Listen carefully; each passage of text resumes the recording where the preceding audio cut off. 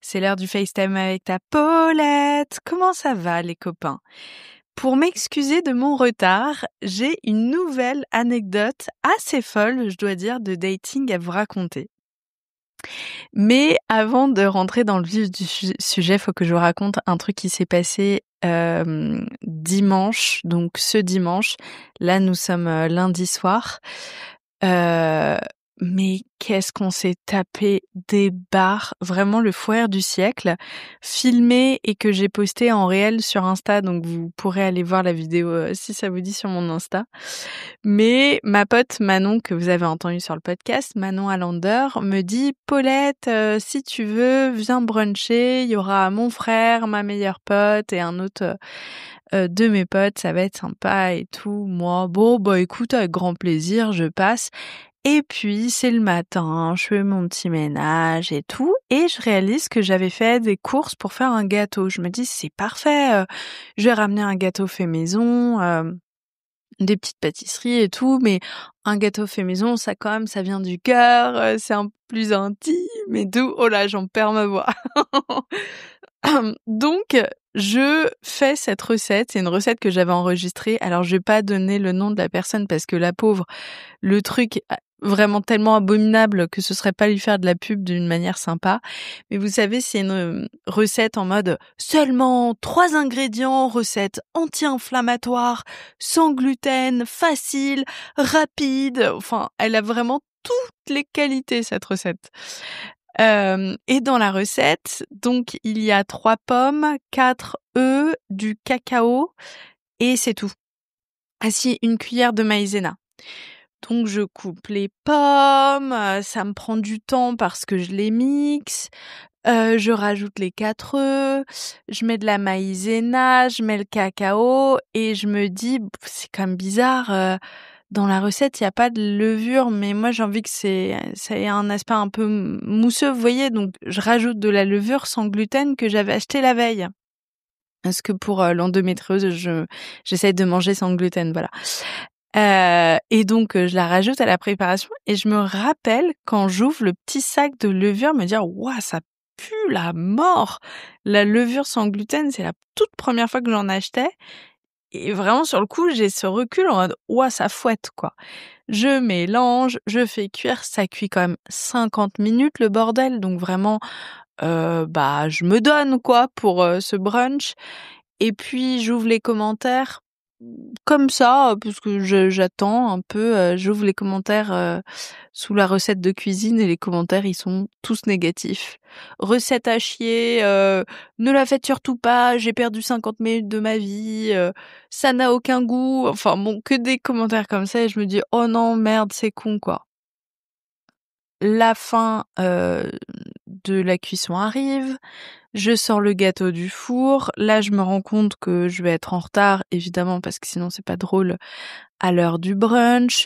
Je rassemble mes affaires, je prends Tara, je la mets dans son sac à dos spécial chien, un peu parce qu'il pleut et tout. Donc vous savez, c'est ce temps un peu. Je vous mime la scène, hein. Vous savez, la période où il pleut à Paris ou dans une autre ville, mais il fait pas encore très froid, bah du coup c'est hyper moite, t'as chaud, donc j'ai mon chien sur le dos, je transpire de la moustache et de partout ailleurs.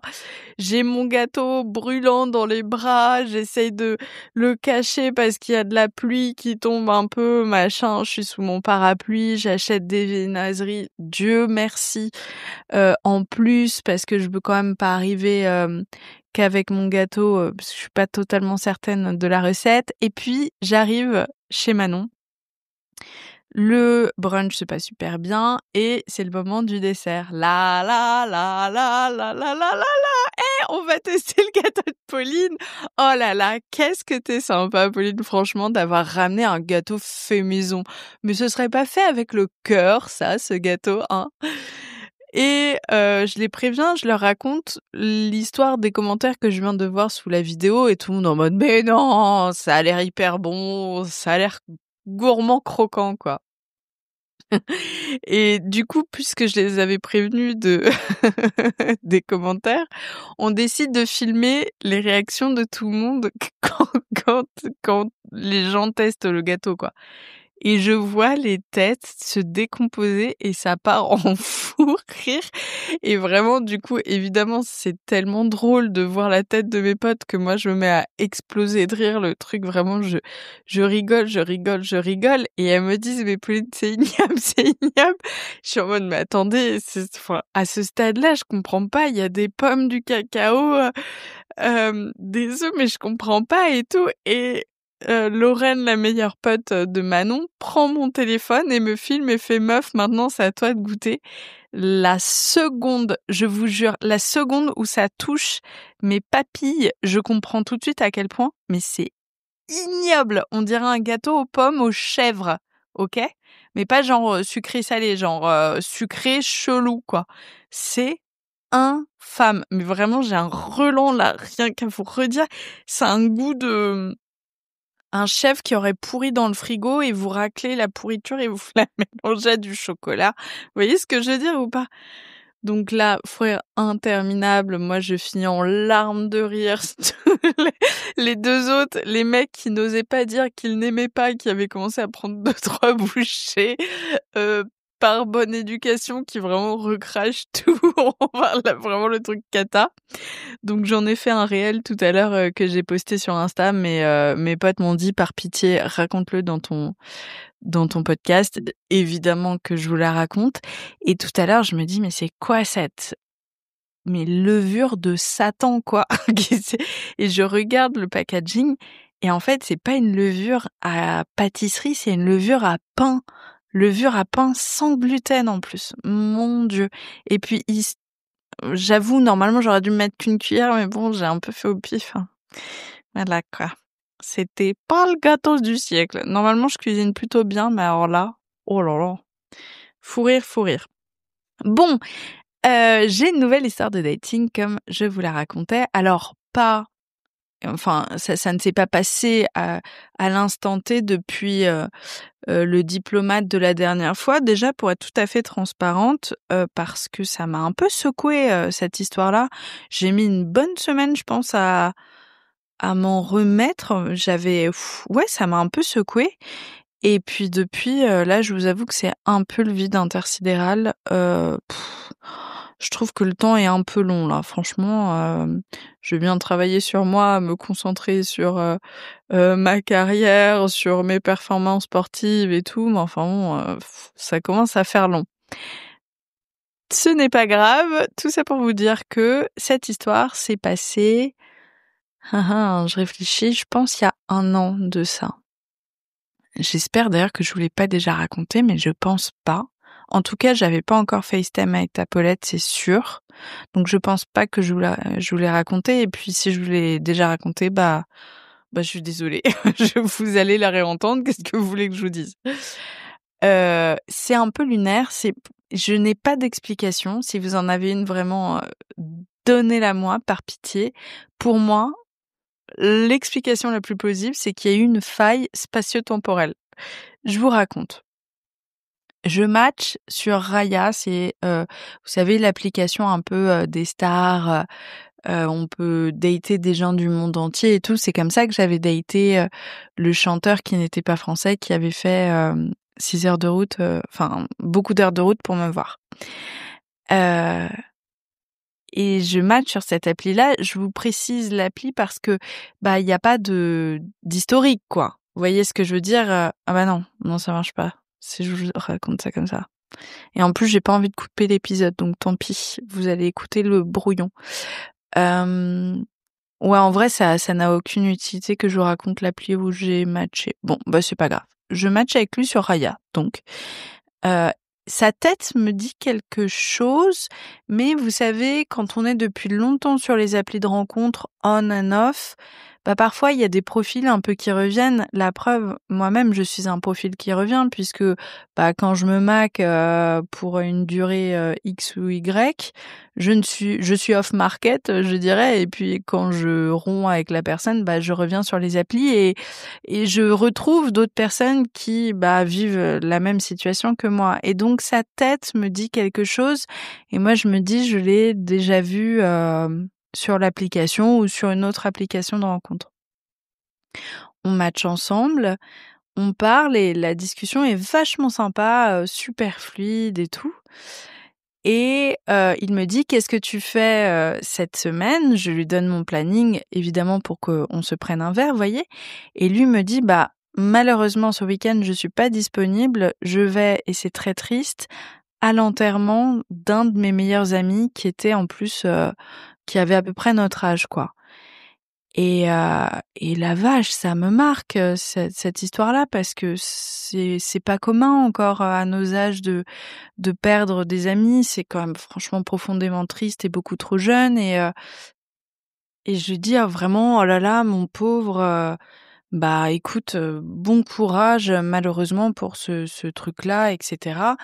Et il me dit: «Oui, oui, c'est pas drôle, mais je suis disponible ensuite tel jour» et cetera. Donc le date est prévu, et puis on s'échange nos comptes Instagram.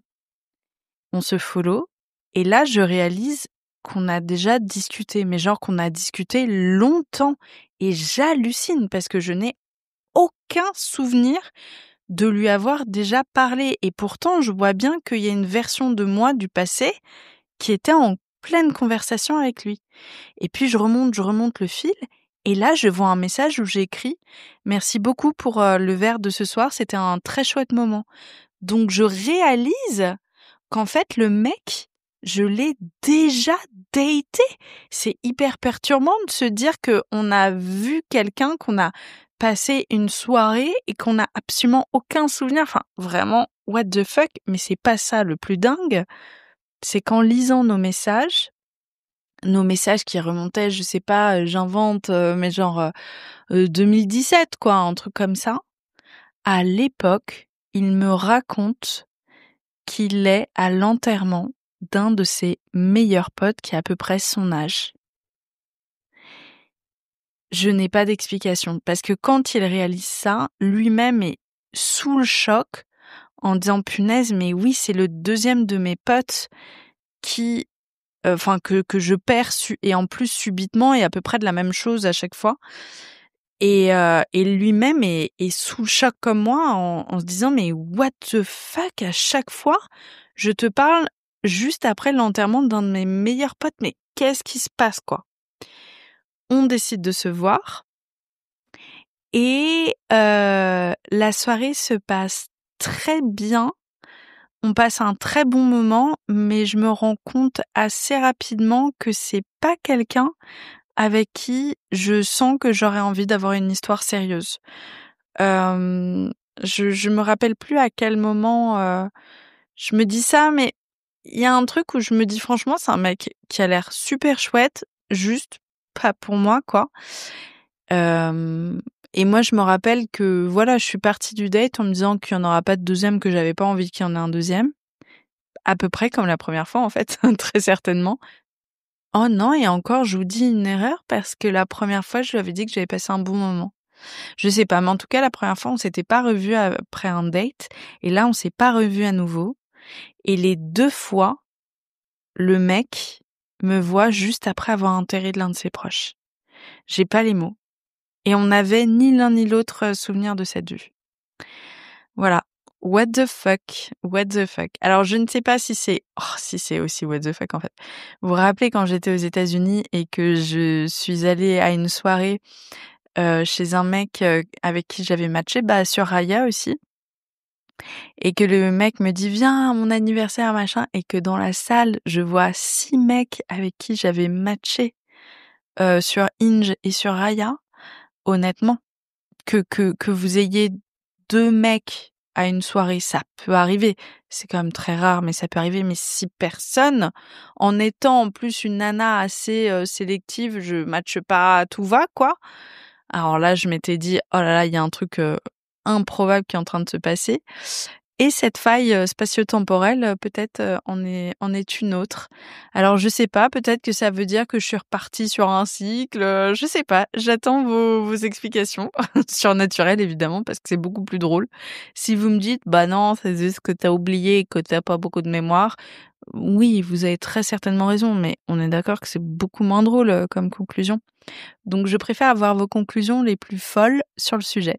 Voilà, je vous fais un gros bisou, Et puis cette semaine, j'avais pas de réflexion tout en profondeur, comme je peux avoir parfois. Voilà, j'ai beaucoup bossé. Ah si, j'ai un nouveau truc à vous raconter. C'est une super news. J'investis de l'argent, donc ça me fout un peu voilà, ça fout un peu la trouille, mais je suis vraiment, vraiment heureuse. La leçon passe en vidéo, donc maintenant je vais enregistrer tous les épisodes dans un studio vidéo chez Orso Media. Et j'en suis vraiment, vraiment heureuse parce que ça va faire un bond de fou, à mon sens, à la leçon qui va gagner en qualité, en expérience de votre côté, etc. C'est un budget que je vais mettre chaque mois là-dedans, donc j'ai un peu la trouille, hein, quand même, je vous cache pas. Mais je pense que c'est intelligent in fine, de faire les choses comme ça parce que j'ai vraiment, vraiment envie de faire perdurer ce podcast. Et c'est à mon avis le meilleur moyen de continuer à mettre des billes. Voilà. Donc n'hésitez pas, si vous voulez regarder les épisodes de la leçon aussi sur YouTube, et ce sera désormais possible. Le premier épisode avec Maxime Muscat a été posté il y a 2 semaines. Et puis je posterai également les FaceTime avec ta Paulette. Et voilà, je vous fais un gros, gros, gros bisou. J'espère que vous allez passer une bonne semaine. Prenez soin de vous et puis on se dit à très vite. J'espère que cet épisode vous a plu. Pour suivre les coulisses du podcast, n'hésitez pas à me follower sur Instagram @Paulette_Grisoni, sur Twitter podcast LL en majuscule ou sur Facebook La Leçon Podcast. On se dit à très vite pour un nouvel épisode.